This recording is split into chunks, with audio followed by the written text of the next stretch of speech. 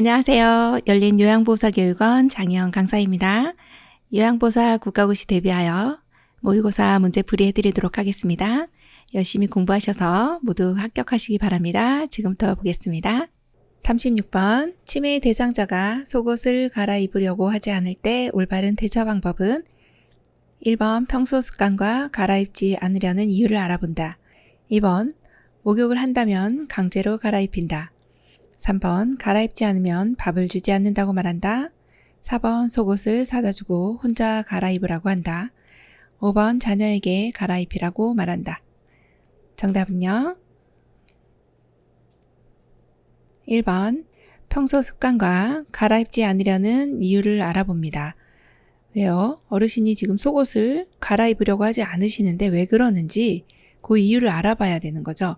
이번처럼 강제로 한다든지 밥 안 드려요 이렇게 협박한다든지 혼자 입으세요 이렇게 혹은 자녀에게 이것을 또 넘긴다든지 하는 일은 있어서는 안 되겠죠. 그래서 우리 습관을 좀 알아보셔야 하고 그다음에 왜 이것을 안 갈아입으려고 하시는가 그것을 알아야 됩니다. 왜 그럴까요?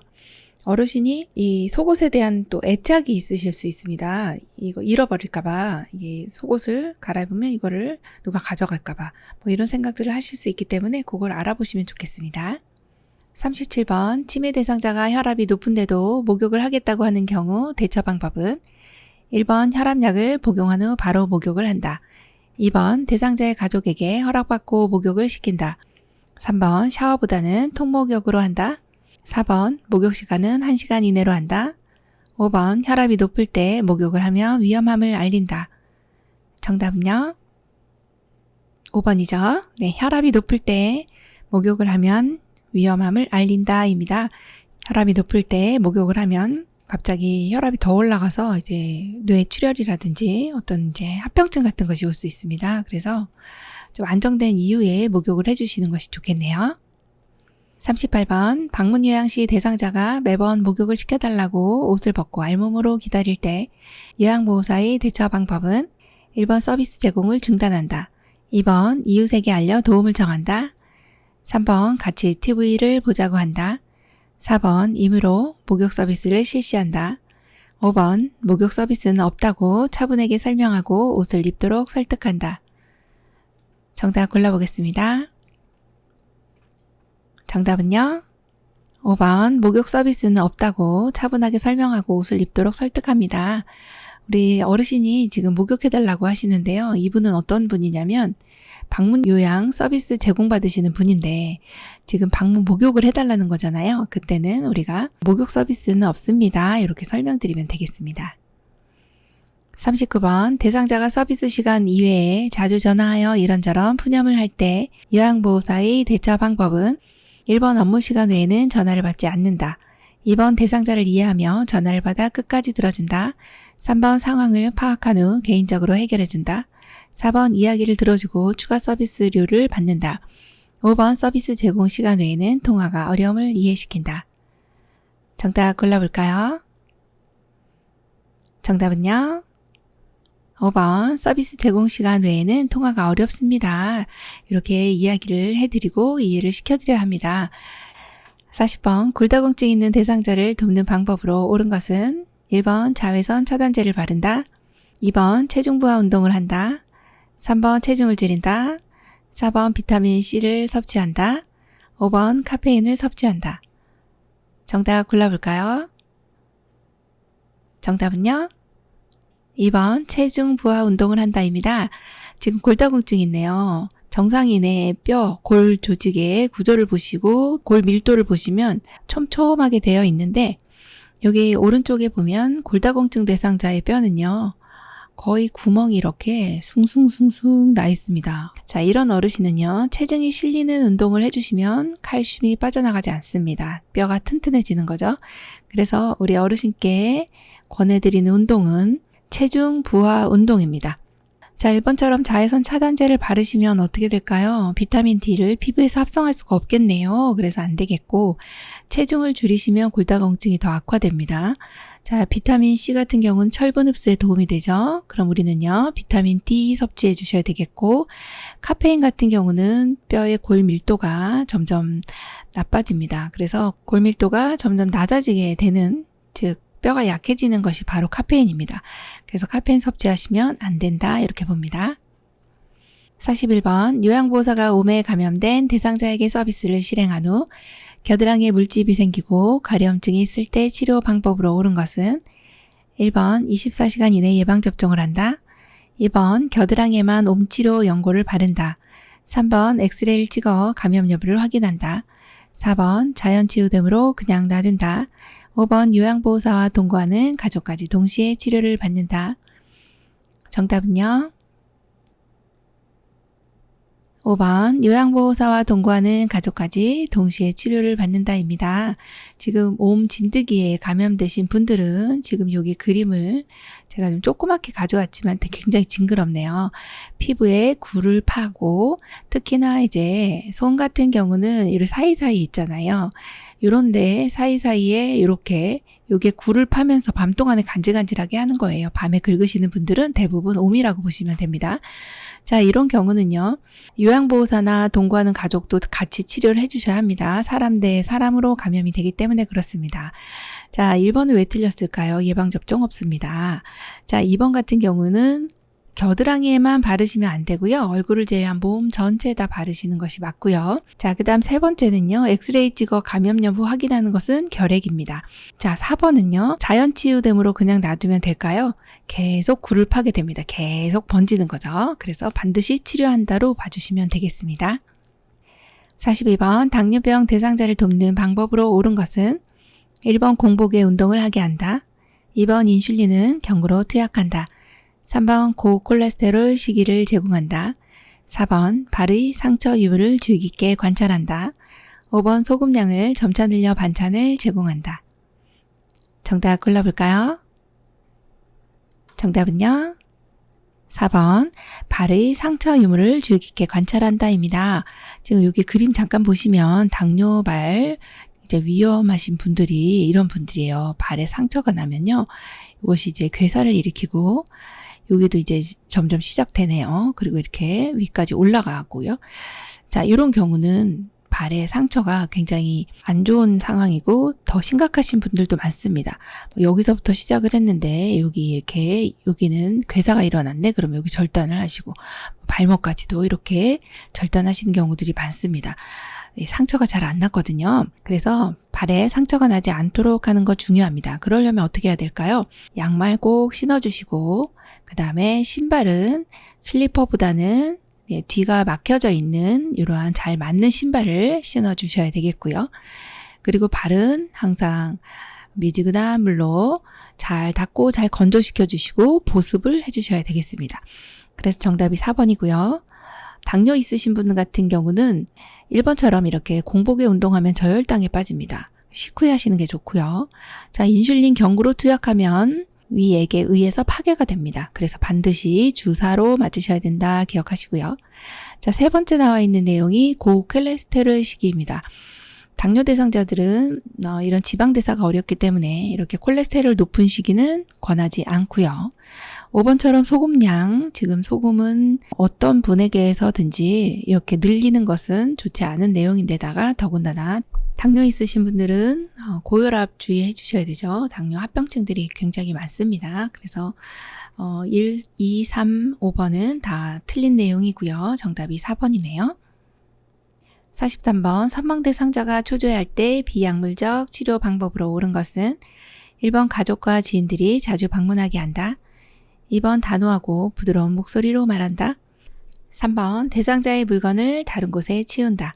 4번 낮에는 창문을 커튼으로 가려준다. 5번 밤에는 조명을 어둡게 한다. 정답 골라보겠습니다. 정답은요. 2번 단호하고 부드러운 목소리로 말한다입니다. 자, 우리 선망이 있으시네요. 선망은요, 환각이라든지 환청, 환시 이런 것을 실제로 어르신이 보고 느끼는 그러한 이제 정신병적인 증상이라고 봅니다. 약물요법은 당연히 해야 되겠고 우리가 도울 수 있는 방법은 비약물요법입니다. 그래서 이럴 때는 단호하고 부드럽게 말씀을 해주시면 됩니다. 44번 오른쪽 편마비가 있는 대상자가 누워있는 상태에서 식사할 때 돕는 방법은 1번 침대에 똑바로 누운 상태에서 천천히 음식을 제공한다. 2번 왼쪽을 밑으로 하여 약간 옆으로 누운 자세에서 음식을 제공한다. 3번 오른쪽을 밑으로 하여 약간 옆으로 누운 자세에서 음식을 제공한다. 4번 왼쪽을 베개나 쿠션으로 지지하여 안정감을 준다. 5번 식사 도중 사례가 걸리면 물을 마시도록 한다. 정답 골라볼까요? 2번 왼쪽을 밑으로 하여 약간 옆으로 누운 자세에서 음식을 제공한다입니다. 자, 편마비 대상자 시험 많이 나오고요. 그리고 특히나 누워있는 상태에서 식사하실 때 어떻게 해야 됩니까? 곤란하네요. 그죠? 그럴 때는요. 마비가 어느 쪽에 있나요? 오른쪽입니다. 그럼 건강한 쪽은요? 왼쪽이요. 자, 건강한 쪽을 밑으로 하여 그래서 2번이 정답인 거죠. 건강한 쪽을 밑으로 합니다. 그래서 약간 옆으로 누운 자세에서 음식을 제공해 주시면 되겠네요. 그래서 정답이 2번입니다. 45번 음식물을 삼키기 힘들어하는 대상자를 돕는 방법으로 옳은 것은 1번 삼키기 쉽도록 턱을 위로 들게 하여 식사를 제공한다. 2번 대상자가 원하는 만큼의 양을 입에 넣어준다. 3번 완전히 삼켰는지 확인한 후 음식을 제공한다. 4번 천천히 식사하도록 자주 질문을 한다. 5번 대상자 스스로 식사할 수 있으면 자리를 비켜준다. 정답 골라보겠습니다. 3번 완전히 삼켰는지 확인한 후 음식을 제공한다입니다. 여기서 음식물을 삼키기 힘들어하는 대상자를 일컫는 말이 바로 연하곤란 혹은 연하장애나 삼킴곤란 이렇게 표현을 합니다. 이런 경우 시험에 많이 나오니까요. 기억해 주시고요. 자, 이런 경우는 입에 뭔가 음식물이 남아있으면 살에 걸리기가 쉽습니다. 그래서 다 삼킨 후에 음식을 제공해야지 이번에 있는데도 또 넣어드리고 하면 이 가득 물고 계시면서 굉장히 살에 많이 걸립니다. 그래서 정답이 3번입니다. 46번 경관영양을 하는 대상자를 돕는 방법으로 옳은 것은 1번 의식이 없는 경우에만 비위관을 통해 영양을 공급한다. 2번 고농도의 진한 영양액을 준비한다. 3번 비위관이 막히거나 혼탁할 경우 세척을 위해 빼낸다. 4번 비위관이 빠지면 즉시 밀어넣는다. 5번 새거나 역류하면 비위관이 열려 있는지 확인한다. 정답 골라보겠습니다. 정답은요. 5번 새거나 역류하면 비위관이 열려 있는지 확인한다입니다. 경관영양은 우리가 소위 말하는 콧줄입니다. 비위관을 통해서 코부터 위까지 연결되는 관을 사용해서 영양을 주입하는 것을 경관영양이라고 합니다. 이런 경우는 이제 1번처럼요. 의식이 없는 경우에 합니다. 당연히. 그렇지만 이런 경우에만 하는 건 아니고요. 또 이제 삼킴 곤란이 있는 분도 비위관을 통해서 영양을 공급하게 됩니다. 네, 그렇기 때문에 이런 만자가 들어가면 거의 아닐 확률이 높습니다. 자, 2번처럼 이렇게 고농도의 영양액을 주면요. 설사를 하실 수가 있어요. 네.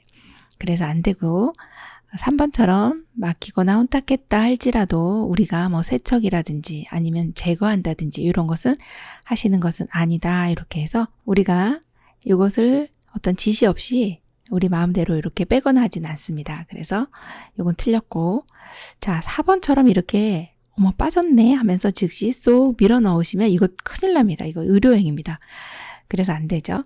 그래서 정답이 5번인데요. 새거나 역류하면 비위관이 열렸는지 확인한다. 비위관 입구를 보시면 이렇게 끝부분에 코하고 연결되어 있는 부분은 이제 테이프로 고정이 되어 있고 위에 안까지 들어가 있습니다만 이 바깥 부분에 여기는 나와 있는 부분이거든요. 이 부분이 뚜껑입니다. 그래서 여기에 요 덮개가 있죠. 요렇게 네, 요 덮개가 요렇게 안으로 딱 해서 맞물려져 있어야 합니다. 꼭 닫혀져 있어야 되는데 이것이 이제 물이 항상 있다 보니까 이것이 어떻게 되냐면 이렇게 지금 이런 식으로 이게 폭 빠져나와 있습니다. 이렇게 되면 네, 영양액이 여기 안에서 이렇게 새어나올 수가 있다는 거죠. 그래서 새거나 역류하면요. 비위관이 이렇게 뚜껑이 열려져 있는지 확인하는 것이 가장 먼저가 되겠습니다. 그래서 정답이 5번이네요. 47번 대상자에게 물약을 투여할 때 돕기 방법으로 옳은 것은 1번 뚜껑 위쪽이 위를 향하게 놓고 계량컵을 눈높이로 든다. 2번 라벨의 반대쪽을 잡고 용액을 따른다. 3번 약을 따른 후에 약물을 흔들어 섞은 후 보관한다. 4번 병뚜껑을 씌우기 전에 복용량을 확인한다. 5번 약의 용량이 적을 때는 바늘을 제거한 주사기를 이용하여 투여한다. 정답 골라보겠습니다. 5번 약의 용량이 적을 때는 바늘을 제거한 주사기를 이용하여 투여한다입니다. 바늘 제거한 주사기가 있습니다. 그래서 그걸 이용해서 투여를 하시고 그 외에는 여기 이제 그림에 보이는 요 계량컵이 있습니다. 요 계량컵에 몇 미리 다 있습니다. 여기서부터 1mm부터 10mm, 20mm 이렇게 다 있습니다. 그래서 요것을 눈높이에다가 놓고서 이제 들고서 이 용량을 맞추셔야 됩니다. 그 1번이 그래서 왜 틀렸나 보니까 이 뒤에 부분은 맞았어요. 계량컵은 눈높이로 드는 건 맞지만 뚜껑이 위를 향하게 놓으시면 자 여기 위에 뚜껑이 있어요. 이 뚜껑이 이 위를 향하게 놓으면 요 아랫부분이 바닥으로 향하게 됩니다. 그렇게 되면 안 되고 반대로 놔주셔야 됩니다. 이 뚜껑이 어떻게 해요? 바닥으로 가게 아래를 향하게 해놓고 그리고 계량컵은 눈높이로 들어주시는 게 맞습니다. 그래서 이게 방향이 틀렸고 그 다음에 2번 같은 경우는 라벨의 반대쪽을 잡고서 용액을 따르면 지금 어떻게 되느냐 용액이 따라질 때 이렇게 똑똑똑똑 떨어지는데 요 이름들이 지워질 수 있다는 거죠. 그래서 이것이 틀렸고요. 약간 어려운 문제네요. 자, 그 다음 3번 같은 경우는 약을 따른 후에 약물을 흔들어 섞나요? 아니죠. 따르기 전입니다. 농도를 맞춰야죠. 자, 그 다음 4번 같은 경우는 병뚜껑 씌우기 전에 복용량을 확인하나요? 아니죠. 복용량을 확인한 후에 그리고서 약을 따르고 복용량을 확인한 후에 뚜껑을 열고 그리고서 약을 따라 주셔야 되겠죠. 그래서 틀렸네요. 48번 왼쪽 귀에 염증이 있는 대상자에게 귀약을 투여할 때 올바른 방법은 1번 왼쪽 귀를 위쪽으로 하여 편안한 자세를 취하도록 한다. 2번 귓바퀴를 후하방으로 잡아당겨 약물 투여가 쉽도록 한다. 3번 약물이 잘 흡수되도록 귀 입구를 문질러준다. 4번 정확한 방울수의 약물을 2도 중앙에 점적한다. 3번 약물을 점적 후 솜을 귀에 끼워 놓는다. 정답 골라보겠습니다. 정답은요. 1번 왼쪽 귀를 위쪽으로 하여 편안한 자세를 취하도록 한다입니다. 자, 왼쪽 귀에 염증이 있어요. 그래서 귀에다가 약을 넣을 건데 왼쪽 귀가 위쪽으로 향하는 게 맞죠? 왜 그럴까요? 네, 이렇게 누워 계시다고 생각을 해보세요. 그러면 귀가 여기 지금 왼쪽 귀가 아파요. 여기 지금 이렇게 왼쪽 귀가 아프니까 당연히 왼쪽 귀가 위로 올라가게 하는 게 맞습니다. 그래서 약물을 이렇게 떨어뜨리면 되겠죠. 측면을 따라 내려갈 수 있도록 해주시면 되죠. 자, 2번은 왜 틀렸을까요? 귓바퀴를 후 하방 아니고 후 상방입니다.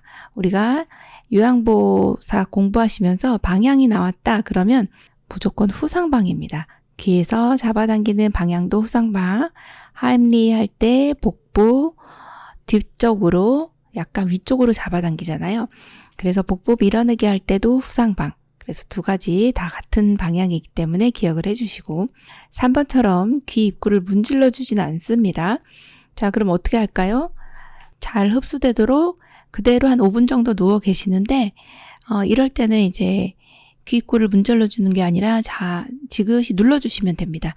자, 4번처럼 정확한 방울수의 약물을 2도 중앙이 아니라 측면입니다. 측면을 따라서 내려갈 수 있도록 해주시고 자, 5번은요. 약물을 점적한 후에 바로 솜을 끼워 놓는 것이 아니라 5분 정도 누워 있고 일어나실 때 이제 한 15분 정도 이렇게 돌아다니시다가 약간 흘러내릴 수가 있기 때문에 약물 점적하고는 5분 동안 누워 계시고 그리고 나서 일어나기 전에 이제 솜을 살짝 끼워 주시면 되겠습니다.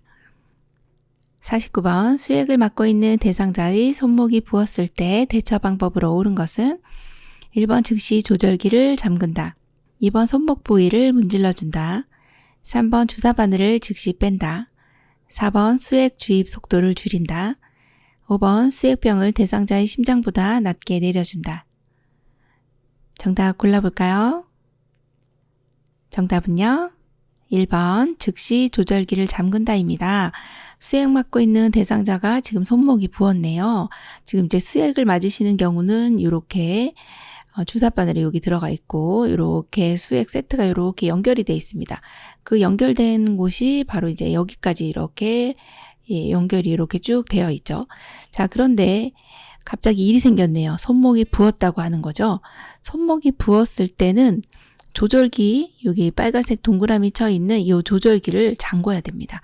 자, 지금 중간쯤 여기 되어 있는데 옆에 이제 확대된 사진을 보시면 중간에 있는 것을 위로 올리면 더 많이 떨어지게 하는 거고요.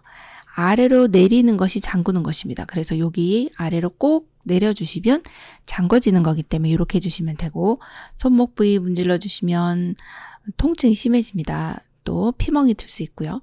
주사바늘 빼는 것도 역시 우리가 빼는 것은 아닙니다. 일단은 조절기 잠그고 우선적으로 해야 되는 게 잠근 다음에 그 다음에 빨리 신속하게 보고를 해주시면 되겠고요. 주입 속도를 이렇게 줄이는 건 또 아니죠. 네, 잠그는 겁니다. 아예. 자, 5번처럼 수액병을 대상자의 심장보다 낮게 내려주면 안 됩니다. 왜냐? 지금 수액 주머니가 위에 있기 때문에 떨어지는 거고, 그 다음에 이게 이제 내려가게 되면은 역류가 됩니다. 피가 이렇게 역류가 되게 됩니다. 그래서 그런 것은 해주시면 안 되는 내용이죠. 그래서 정답이 1번이네요. 50번 침상 배설을 돕는 방법으로 옳은 것은 1번 편안하게 배설하도록 침상의 높이를 낮춰준다. 2번 차가운 변기를 대주어 변이를 자극한다. 3번 스스로 할 수 있는 것은 스스로 하도록 한다. 4번 변이를 호소할 때 참을 수 있도록 훈련을 한다. 5번 대상자가 실수하면 주의를 준다. 정답은요? 3번 스스로 할 수 있는 것은 스스로 하도록 한다입니다. 침상에서 배설을 하시더라도 어르신이 엉덩이를 들 수 있으면 엉덩이 좀 들어보세요. 이렇게 올렸다 내렸다 하는 운동도 시켜주시잖아요. 그래서 이런 내용이 나오면 사실 요양보호사 과정 전 과정을 통해서 뭔가 스스로 할 수 있는 것을 스스로 하게 한다, 잔존 기능을 최대한 사용하게 한다, 이런 내용은 상당히 좋은 내용으로 골라주시면 되겠습니다. 51번 오른쪽 편마비 대상자의 이동변기 사용을 돕는 방법은 1번 대상자의 오른쪽에 이동변기를 위치하게 한다. 2번 침대와 90도로 이동변기를 놓는다. 3번 이동변기를 침대보다 높게 한다. 4번 이동변기를 조절하여 두 발이 바닥에 닿게 한다. 5번 하체를 노출한 후 무릎 덮개를 덮어준다. 정답 골라볼까요? 정답은요? 4번 이동변기를 조절하여 두 발이 바닥에 닿게 한다입니다. 이 문제는 그렇게 어렵지 않은 내용이었네요. 이동변기를 조절해서요. 여기 아래쪽에 보시면 여기 발판 쪽에 이 높낮이를 조절할 수 있도록 되어 있습니다. 그래서 네 군데 다 조절을 같이 맞춰주셔야 되고요. 이렇게 기울어지거나 하면 안 되겠죠. 다치시니까 조심하셔야 되고요. 자, 1번은요. 대상자의 오른쪽에 이동변기 위치하는 게 아니라 지금 오른쪽 편마비이기 때문에 건강한 쪽에 위치하게 합니다. 그래서 왼쪽에 위치하게 해주시고, 침대와 이동변기를 90도 아니고 바짝 붙이거나 아니면 45도입니다. 비스듬히 놔주시는 겁니다.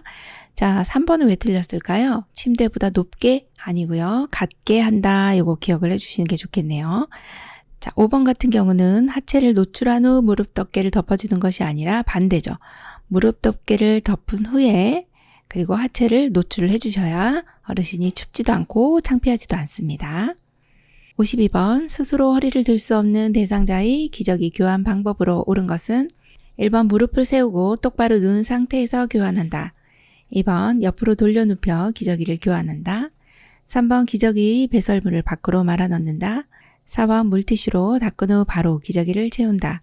5번 가능하면 침상용 변기 사용을 시도해본다. 정답 골라보겠습니다. 정답은요. 2번 옆으로 돌려 눕혀 기저귀를 교환한다입니다. 지금 허리를 스스로 들 수 없기 때문에 기저귀를 교환하실 때는 그림과 같이 이렇게 옆으로 측면으로 눕힌 다음에 기저귀 밑에다 대고 그 다음에 바로 눕혀서 기저귀를 채워주시면 되겠네요. 그래서 정답이 2번이네요. 53번 대상자가 유치도뇨관을 사용할 때 주의사항으로 옳은 것은 1번 이동할 때에는 소변 주머니를 아랫배보다 밑에 둔다. 2번 도뇨관이 빠지지 않도록 움직이지 못하게 한다. 3번 도뇨관이 막힌 경우 즉시 교체한다. 4번 소변색이 이상하거나 탁해진 경우 즉시 버린다. 5번 아랫배가 아프다고 호소할 때 소변 주머니를 비워준다. 정답 골라보겠습니다. 정답은요?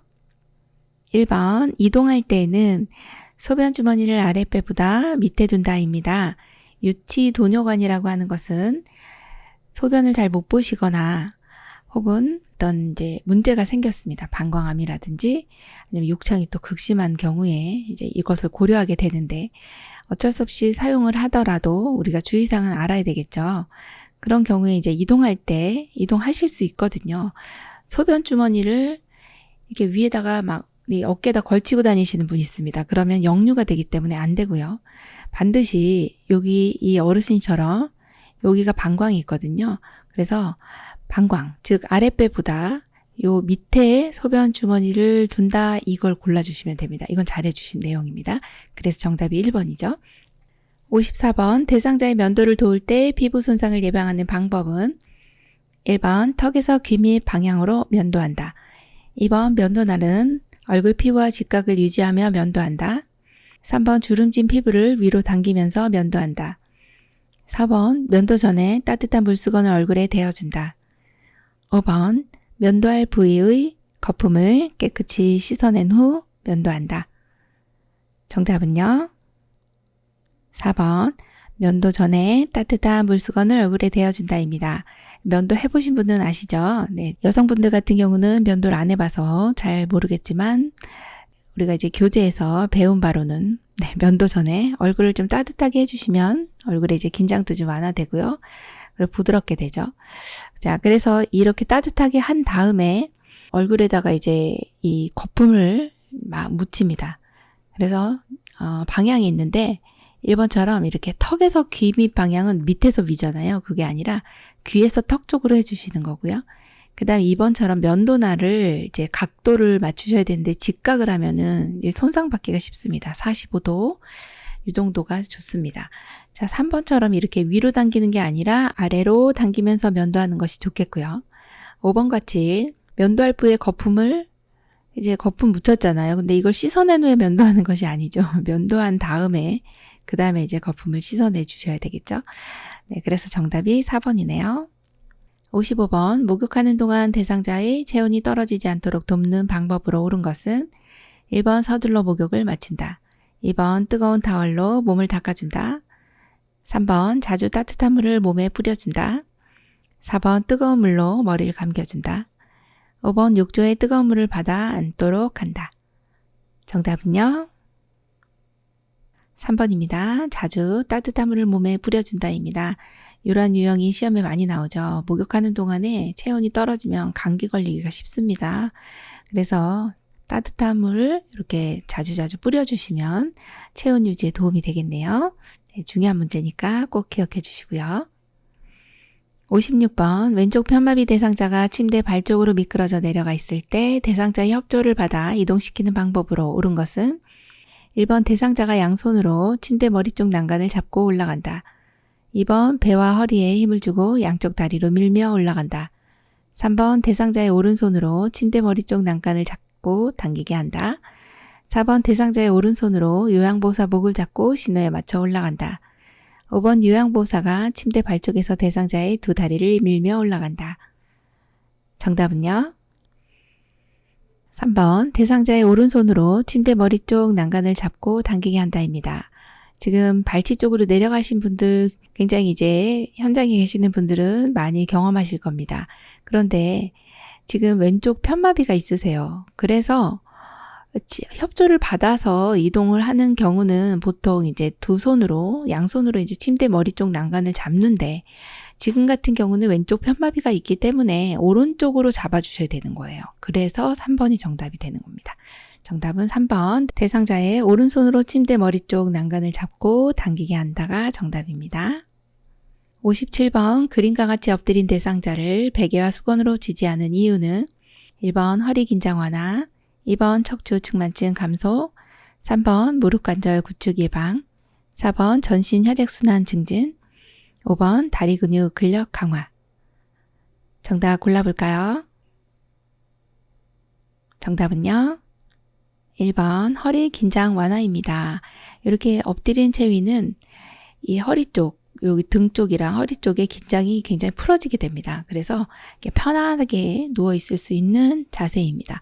그런데 이 베개나 이 수건을 받치질 않으면 허리가 오히려 더 긴장이 될 수가 있어서 이렇게 배 밑에다가 조그만 쿠션이나 베개 혹은 여기에다가 수건을 말아서 발목에다가 지지를 해주는 겁니다. 그래서 허리 긴장 완화가 정답이네요. 58번 휠체어를 이용하여 엘리베이터를 타고 내릴 때 방법으로 옳은 것은 1, 2, 3, 4, 5. 정답 골라볼까요?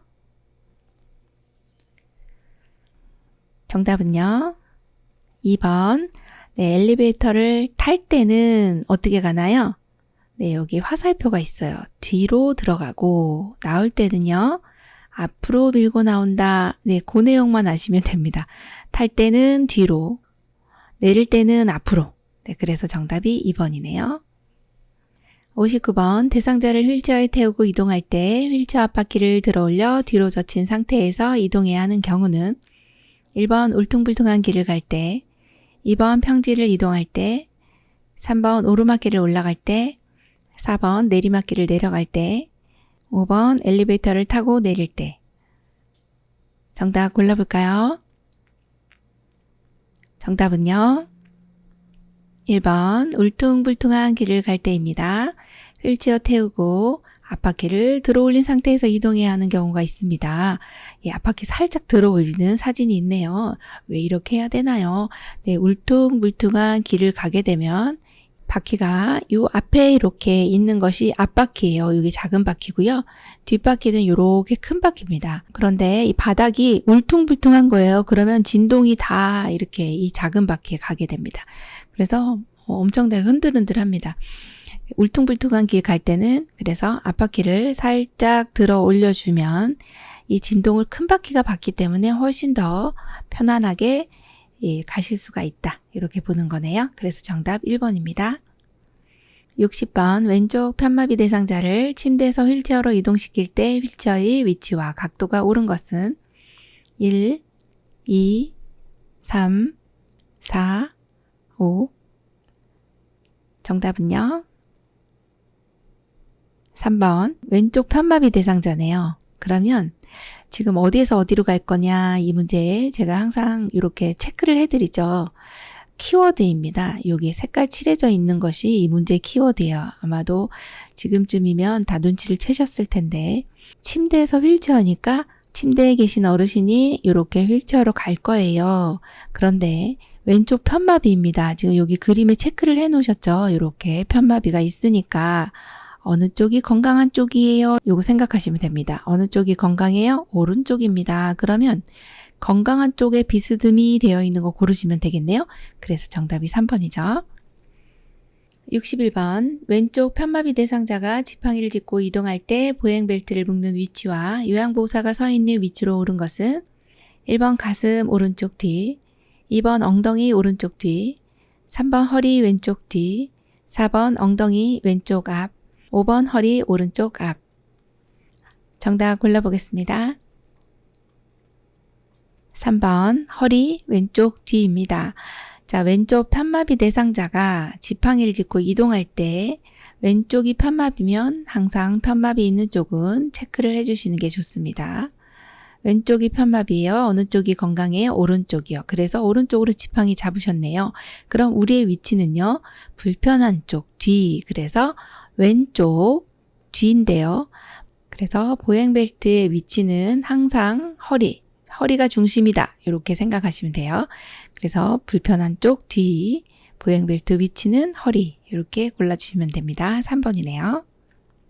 62번 왼쪽 편마비 대상자가 지팡이를 이용하여 버스를 탈 때 순서로 옳은 것은 1번 지팡이 오른발 왼발, 2번 지팡이 왼발 오른발, 3번 왼발 지팡이 오른발, 4번 오른발 지팡이 왼발, 5번 왼발 오른발 지팡이. 정답 골라보겠습니다. 1번 지팡이 오른발 왼발입니다. 왼쪽 편마비 대상자네요. 그럼 지팡이 어느 쪽에 잡았어요? 오른쪽이요. 잘 잡으셨고 자 올라갈 때는 지팡이 먼저 갑니다. 지팡이가 나왔네요. 그러면 지팡이는 무조건 지팡이가 먼저다.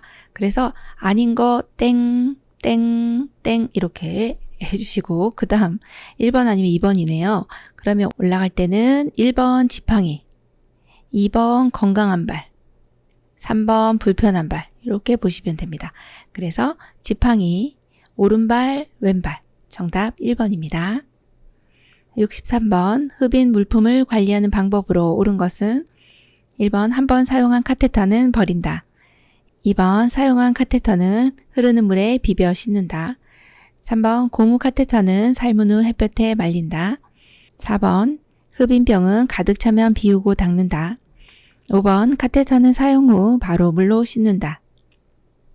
정답은요? 2번 사용한 카테터는 흐르는 물에 비벼 씻는다입니다. 흡인 물품은 이러한 흡인기를 사용해서 음압이 적용이 되죠. 쭉 빨아들이게 됩니다. 여기 전원을 켜면은 쭉 안으로 이제 이 가래, 객담 이런 것들이 쭉 이 관을 통해서 이렇게 들어가게 됩니다. 그럼 요게 이렇게 고이게 되죠. 그럼 요건 하루에 한 번 정도 버려주시면 되고요. 자, 그리고 이 카테터가 있는데요. 여기에 지금 요 도시락같이 생겨져 있는 여기에 들어가 있는 것이 바로 카테터입니다. 흐르는 물에 비벼 씻어야 돼요. 왜냐하면 가래를 쭉 뺐기 때문에 여기에 이제 가래 찌꺼기들이 이렇게 붙어 있어요. 그 끈적끈적하죠. 그래서 비벼서 씻어야 됩니다. 자, 그럼 1번은 왜 틀렸어요? 카테터는 물에 담궜다가 이렇게 소독해서 쓴다 이렇게 보시면 되고요. 그 다음에 3번처럼 고무 카테터는 삶은 후 햇볕이 아니라 그늘에다가 말려주셔야 되고요. 자, 4번처럼 흡인병은 가득 차면 비우는 것이 아니라 1회 정도 이상 이렇게 비워주시면 돼요. 자, 그 다음에 5번처럼 카테터 사용 후 바로 물로 씻는 거 아니고요. 담가 놓는다 이렇게 기억해 주시면 되겠네요. 64번 대상자의 침상 청결 관리 방법으로 옳은 것은 1번 혈액이 묻은 경우 뜨거운 물에 비벼서 찬물로 헹군다. 2번 오리털 이불은 그늘에서 말린다. 3번 담요나 이불은 한 달에 한 번씩 햇볕에 말린다. 4번 더러워진 시트는 일주일에 한 번씩 교환한다. 5번 감염 대상자의 경우 베개를 매일 교환한다. 정답은요? 2번 오리털 이불은 그늘에서 말린다입니다. 자, 1번은 왜 틀렸을까요? 혈액이 묻은 경우 뜨거운 물에 비벼서 할까요? 아닙니다. 먼저 찬물입니다. 그래서 이것이 이제 시험에 상당히 많이 나온 내용입니다. 찬물에 먼저 헹구고요. 그 다음에 뜨거운 물로 해주시는 겁니다. 자, 3번은 왜 틀렸어요? 담요나 이불, 자, 한 달에 한 번씩 말리는 것이 아니라 한 달에 한 번씩 세탁을 해주셔야 되겠죠? 네. 자, 4번처럼 더러워진 시트는 바로 교환해 주셔야 되겠네요. 일주일에 한 번 아니고요. 자, 5번처럼 이제 베개를 매일 교환한다. 이거 약간 혼돈을 일으키실 수가 있는데 이거 고르신 분도 있을 겁니다. 그런데 이거는 베개를 매일 교환하는 게 아니라 감염 대상자는 목보와 베개에 커버를 씌워 커버만 매일 교환해 주시는 겁니다. 네, 그래서 틀렸죠. 네, 정답이 2번입니다. 65번 침대에서 생활하는 대상자의 욕장을 예방하는 방법으로 옳은 것은 1번 풀을 먹인 시트를 사용한다. 2번 두껍고 재봉선이 있는 시트로 선택한다. 3번 시트의 주름을 반듯하고 팽팽하게 펴준다. 4번 베개는 습기와 열을 흡수하는 재질을 사용한다. 5번 침대 시트가 젖었을 때에는 체위 변경을 한다. 정답 골라보겠습니다. 정답은요? 3번 시트의 주름을 반듯하고 팽팽하게 펴준다입니다. 우리 침대에서 오래 생활하시는 분들을 와상 환자분이시다 이렇게 얘기를 하는데 이런 분들은 욕창이 오기가 쉽습니다. 피부 괴사죠. 욕창은 반드시 예방하는 것이 좋겠죠. 2시간에 한 번 체위 변경한다. 또 너무 축축하지 않게 한다. 이런 내용이 중요한데요. 3번과 같이 시트의 주름을 반듯하고 팽팽하게 펴주면 피부 주름도 없어지고 욕창을 예방하는 방법으로 좋은 내용으로 골라주시면 되겠네요. 그러면 1번처럼 이렇게 뻣뻣한 이런 상태는 안 됩니다. 풀을 먹인 거는 오히려 너무 뻣뻣하기 때문에 자극될 수 있겠죠. 자, 2번처럼 두꺼운 이런 재봉선이 있는 시트는 그렇게 권장하지 않습니다. 자, 3번처럼 베개는요, 습기를 흡수하지 않는 것이 좋겠고 그리고 열에 강한 것이 좋겠네요. 촉감은 또 부드러운 것이 좋겠죠. 그래서 이렇게 습기는 흡수하지 않는 걸로 열에 또 강한 그러한 재질이 좋겠다 이렇게 보셔야 되고요. 자, 5번처럼 침대 시트가 젖었을 때는 어떻게 할까요? 네, 교환해 주셔야죠. 변경이 아니고 이게 체위 변경 아니고 시트를 바로 교환해 줘야 된다 이렇게 보는 거죠. 66번 누워서 지내는 치매 대상자의 양치질을 돕는 방법으로 옳은 것은 1번 치아에서 잇몸 방향으로 세심하게 닦는다. 2번 칫솔을 혀 안쪽까지 깊숙이 넣어 닦는다. 3번 입안을 차가운 물로 한 번만 헹군다. 4번 대상자의 뺨에 물받이 그릇을 대준다. 5번 치아가 없는 경우에는 구강위생 관리를 하지 않는다. 정답 골라볼까요? 정답은요? 네, 4번입니다. 대상자의 뺨에 물받이 그릇을 대어준다. 오른쪽에 있는 그림이 이제 곡반입니다. 곡반은 약간 이렇게 커브가 있는 그 물받이 그릇이라고 생각하시면 되고요. 요것을 이제 턱에다 대면 덜 흘리시겠죠.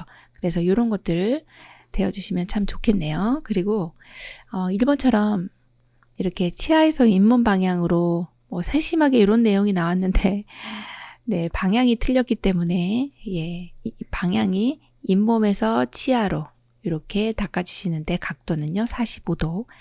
자, 2번처럼 칫솔을 혀 안쪽 깊숙이 넣어 닦으면 우액하십니다. 자, 3번처럼 차가운 물 지금 이도 시리실 것 같고 그 다음에 한 번만 헹구면 안 됩니다.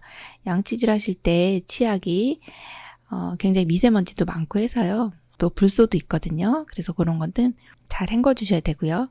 여러 번 헹군다 기억해 주시고 치아가 없는 경우에도 역시 구강 위생 관리 해 주셔야 되는데 이런 경우는 이제 물로 헹군다든지 아니면 차로서 그런 차 종류로 입을 깨끗이 헹궈 주시면 되겠습니다. 67번 치매 대상자가 식사를 하려고 하지 않을 때 대처 방법으로 옳은 것은 1번 식사할 때까지 식판을 치우지 않는다. 2번 음식을 크게 썰어 손으로 집어먹을 수 있도록 한다. 3번 국에 말아서 요양보호사가 직접 먹여준다. 4번 대상자가 좋아하는 대체 식품을 이용한다. 5번 먹고 싶어 할 때까지 기다린다. 정답은요? 4번 대상자가 좋아하는 대체 식품을 이용한다입니다. 식사하려고 하지 않는 어르신은요. 좋아하는 식품이 있으세요. 뭐 바나나라든지 아니면 주스, 뭐 두유 이런 종류들 이게 약간의 이제 고열량이면 더 좋겠죠. 그래서 좋아하는 식품들을 대체 식품을 이용해서 그거라도 드시게 해주시는 게 가장 좋습니다. 68번 방금 식사를 마친 치매 대상자가 밥을 안 먹었다며 또 달라고 할 때 대처 방법은 1번 먹고 난 식기를 바로 치운다. 2번 칼로리가 높은 간식을 제공한다. 3번 매 식사 후 달력에 먹었다는 것을 표시하게 한다. 4번 방금 식사를 했잖아요 라고 큰 소리로 알려준다. 5번 관심을 얻기 위한 것이므로 대답하지 않는다. 정답은요? 3번 매 식사 후 달력에 먹었다는 것을 표시하게 한다입니다. 어르신께서 직접 표시를 하시면 어머 내가 표시를 했구나 이렇게 아시기 때문에 이 내용이 가장 좋은 내용이고요. 지금 방금 식사했는데 밥 안 먹었다고 하시는 경우 이렇게 단기 기억 장애가 있으시기 때문에 이것이 이제 치매에 있으신 분의 대표적인 증상 중에 하나거든요.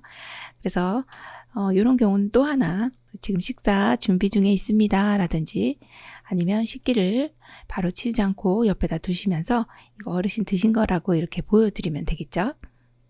69번 밤에 일어났다 누웠다 하는 치매 대상자의 수면을 돕는 방법은 1번 밤에 라디오를 크게 틀어놓는다. 2번 밤에 침실 조명을 밝게 유지한다. 3번 실내 온도를 17에서 19도씨로 유지한다. 4번 밤에 따뜻한 녹차를 제공하여 수면을 돕는다. 5번 낮에 프로그램에 참여하여 낮잠을 줄인다. 정답 골라보겠습니다.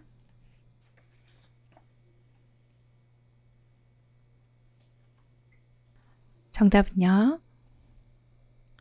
5번 낮에 프로그램에 참여하여 낮잠을 줄인다입니다.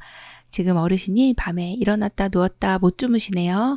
숙면을 취하지 못하시니까 낮 동안에 활동을 하게 해준다. 이 내용이 가장 좋은 내용이고 밤에 라디오 크게 틀어놓으시면 1번처럼 오히려 잠 못 주무세요. 자, 밤에 침실 조명 밝게 해주셔도 또 숙면을 못 취하시죠.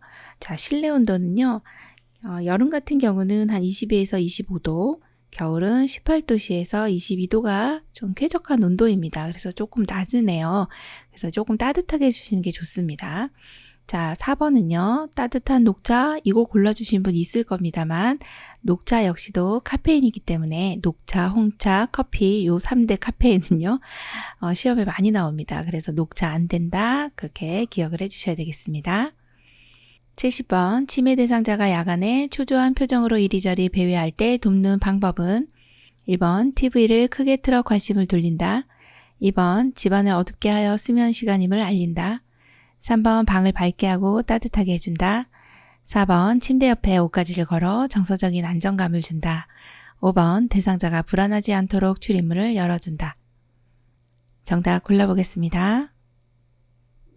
3번 방을 밝게 하고 따뜻하게 해준다입니다. 야간에 초조한 표정으로 이리저리 배회합니다. 지금 이런 경우는 어르신 이제 선망 증상이 좀 있다고 보는 거죠. 이제 이럴 때는 방을 좀 환하게 밝혀주시는 게 좋아요. 선망은 환각이라든지 환청, 환시 이렇게 헛것을 보시고 듣고 느끼시는 거기 때문에 어둑어둑하면 더 이렇게 헛걸 잘 봅니다. 그래서 좀 방을 밝게 해주시는 게 좋겠고 그 다음에 몸을 좀 따뜻하게 해주시면 조금 더 안정을 취하게 됩니다. 그래서 정답이 3번이네요. 71번 딸이 면회를 하고 돌아갔는데 이를 기억하지 못하고 또 기다리며 배회하는 경우 요양보호사의 적절한 대처 방법은 1번 또 시작하셨어요? 라고 지적한다. 2번 따님이 또 올 거예요? 라고 말한다. 3번 오늘 보셨는데 잊으셨어요? 라고 설명한다. 4번 따님이 왔다 갔는데 모르세요? 라고 말한다. 5번 따님 사진 보러 방에 가실래요? 라고 말하며 방으로 들어간다. 정답 골라보겠습니다. 5번 따님 사진 보러 방에 가실래요? 라고 말하며 방에 들어가 주시면 돼요. 면회하고 돌아갔는데 딸을 기억하지 못하고 있네요. 이거 역시도 단기 기억 장애입니다. 자, 이럴 때는요. 어르신 기억 못 하시는 거 그대로 이제 지적한다거나 뭐 이렇게 오늘 보셨는데 잊으셨어요? 이렇게 말씀하시지 않고 어떻게 해야 되느냐? 주의를 좀 환기시켜 주시고요. 다른 곳에 시선을 좀 둘 수 있도록 어르신 따님 사진 보러 방에 가실래요? 이렇게 말씀해 주시는 게 제일 좋겠네요. 정답 5번입니다. 72번 치매 할아버지가 키가 작고 파마머리를 한 요양보호사만 보면 여보라고 부르며 따라다닌다. 대처 방법으로 옳은 것은 1번 따뜻하게 손을 잡으며 할머니는 돌아가셨어요. 2번 정색하며 할아버지 저는 할머니가 아니에요. 3번 마주보며 할머니가 보고 싶으신가 봐요. 4번 웃으며 여보 불렀어요. 5번 가까이 가서 제가 할머니로 보이세요? 정답 골라볼까요? 3번 마주보며 할머니가 보고 싶으신가 봐요. 이렇게 말씀해 주시면 되겠어요. 지금 할아버지의 심정을 좀 이해를 해 주셔야 되는 거죠. 지금 여보로 잘못 보시는 거지만 할아버지가 할머니 보고 싶으셔서 그러신가 보다 라고 말씀해 주시면 되겠죠. 73번 치매 대상자가 놀이 치료 중 다른 대상자에게 욕설을 하거나 소리를 지를 때 대처 방법으로 옳은 것은 1번 힘으로 제압하여 행동을 제지한다. 2번 방에 가두어 벌을 준다. 3번 스스로 화가 풀릴 때까지 둔다. 4번 빠르게 관심을 다른 곳으로 유도한다. 5번 자극하지 말고 온화하며 부드럽게 진정을 시킨다. 정답은요? 네, 5번이네요. 자극하지 말고 온화하며 부드럽게 진정시킨다입니다. 이렇게 이제 어르신이 파괴적인 행동이나 공격적인 성향이 나타날 때는요. 자극을 안 하는 것이 가장 좋습니다. 그래서 5번이 정답이죠. 74번 치매 대상자에게 발생하는 성향 증후군의 문제 행동 유형으로 옳은 것은 1번 낮에는 유순하지만 저녁이 되면 방을 왔다 갔다 하며 불안해한다. 2번 짐을 싸다가 다시 풀어놓는 행동을 반복한다. 3번 손에 만져지는 것은 무엇이든 먹으려고 한다. 4번 아무런 목적지도 없이 돌아다닌다. 5번 다른 사람이 자신의 물건을 훔쳐갔다고 의심하며 화를 낸다. 정답은요? 1번, 낮에는 유순하지만 저녁이 되면 방을 왔다 갔다 하며 불안해한다가 정답이죠. 여기 이 문제는 이제 석양 증후군을 아느냐, 이런 문제 행동이 어떤 거냐, 이것을 물어보는 질문이고요. 석양 증후군은 해가 뉘엿뉘엿 지면서 해질녘에 이런 불안 행동들, 문제 행동들 나타나는 것이 바로 이제 석양 증후군입니다. 그래서 정답이 1번입니다. 75번, 치매 대상자가 해질녘이 되면 남편 밥 해줘야 한다며 집에 간다고 밖으로 나가려고 한다. 대처 방법은? 1번, 남편은 돌아가셨잖아요. 2번, 저랑 같이 갈까요? 하면 산책을 한다. 3번, 아드님이 오면 갈 수 있어요. 4번, 여기가 집인데 어디로 가시려고요? 5번, 오늘은 안 돼요. 내일 가세요. 정답 골라보겠습니다. 2번, 저랑 같이 갈까요? 하며 산책을 한다입니다. 지금 이런 경우에도 역시 석양 증후군인데요. 해질녘만 되면 집에 간다고 지금 나가시는 거죠. 이럴 때 산책을 해주시는 거 굉장히 좋습니다. 그래서 산책이 나오면 거의 대부분 어르신께 가장 좋은 운동 뭐예요? 산책이요. 그리고 이렇게 불안 증상이 있을 때 어떤지 주의를 환기시켜 준다든지 할 때 또 산책. 너무 좋은 운동이기 때문에 산책을 해주시되 특히 이제 치매 대상자이신 경우는 산책로를 동일한 길로 이렇게 산책을 해주셔야 됩니다. 매일 다른 길을 가시면 혼돈을 일으키시기 때문에 매일 같은 길을 걸어준다 이렇게 보시면 되겠죠. 76번, 임종이 임박한 대상자를 돕는 방법으로 옳은 것은? 1번, 체온 유지를 위해 담요를 덮어준다. 2번, 가족 외에 다른 사람의 만남을 제한한다. 3번, 전기기구를 사용하여 따뜻하게 해준다. 4번, 잠이 들면 자주 흔들어 깨운다. 5번, 머리를 낮추고 편안하게 해준다. 정답 골라보겠습니다. 1번, 체온 유지를 위해 담요를 덮어준다입니다. 임종이 임박한 대상자는 몸이 체온이 떨어지면서 몸이 점차 차가워지죠. 그럴 때는 좀 담요를 덮어주시는 게 좋습니다. 이렇게 전열기구보다는 이렇게 그냥 담요, 그냥 일반 담요 덮어주시면 되고요. 2번 같은 경우 왜 틀렸을까요? 만남을 제한하진 않습니다. 그래서 얼마든지 보고 싶은 사람, 만나고 싶은 사람 만나게 해줍니다. 네, 3번처럼 이렇게 전기기구 사용하진 않는다 말씀드렸고 또 4번처럼 이렇게 잠이 들면 자주 흔들어 깨우면 편하게 못 돌아가세요. 그래서 임종이 임박하신 분들은 잠이 많아집니다. 그럼 그대로 두시면 돼요. 자, 5번 한번 볼까요? 머리를 낮추고 이 내용이 틀렸네요. 머리를 약간 상체를 올려주셔야 조금 더 편안하게 호흡을 하실 수가 있기 때문에 그래서 정답이 1번이네요.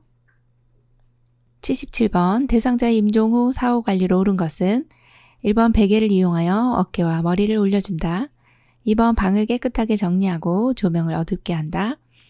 3번, 부착된 튜브나 장치를 신속히 제거한다. 4번, 의치는 빼내어 의치용기에 보관한다. 5번, 대상자의 얼굴을 시트로 덮어준다. 정답은요? 1번, 베개를 이용하여 어깨와 머리를 올려준다입니다. 지금 임종 후 돌아가신 이후의 관리를 어떻게 하느냐 이 문제네요. 돌아가시고 나면 얼굴 색이 파랗게 혹은 이제 검게 돌아가시고 나면 얼굴 색이 변합니다. 그걸 예방해야 돼요. 그러려면 베개를 이용해서 어깨와 머리를 살짝 올려주시면 얼굴 색이 그대로 있습니다. 그래서 정답이 1번이고 자 2번은 왜 틀렸을까요?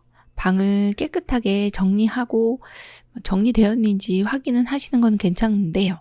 조명은 이제 어떻게 어둡게 하는 것보다는 조명은 일단 좀 차분하게 해주시는 게 좋아요. 돌아가셨다고 해서 이렇게 아주 어둡게 하시진 않습니다.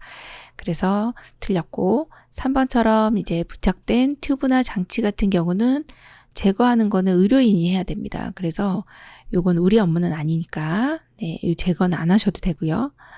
자, 그 다음에 4번처럼 이제 의치 같은 경우는 보호자하고 좀 상의를 해야 됩니다.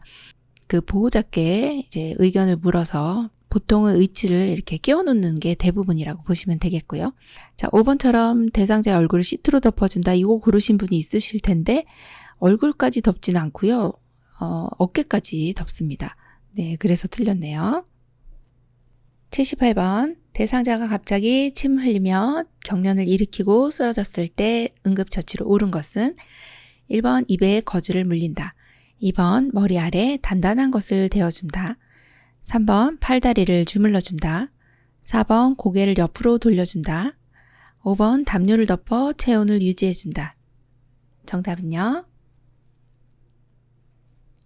4번 고개를 옆으로 돌려준다입니다. 지금 대상자가 침 흘리면서 경련을 일으켰죠. 이 문제는 경련 환자가 지금 침을 흘리고 있다. 이것에 포커스를 맞추셔야 되고요. 응급처치 방법은 경련이라고 하는 것은 이제 뇌의 비정상적인 전기 자극에 의해서 일시적으로 몸이 이렇게 경직이 일어나고 떠는 이런 상황이 이제 경련이죠. 경련이 주기적으로 일어나는 것을 이제 뇌전증이다 이렇게 얘기를 합니다. 자, 지금 이 문제는 침을 흘리며 경련하니까 입에서 뭔가가 나온다는 거죠. 지금 침을 흘리고 있습니다. 자, 뚝뚝뚝뚝 흘리고 있는데 이 침이 그냥 바로 누워있으면 기도로 넘어가게 됩니다. 그래서 정답이 4번이죠. 고개를 옆으로 돌려준다. 이게 우선순위고요. 자, 그 다음에 이 대상자 이 머리맡에다가요.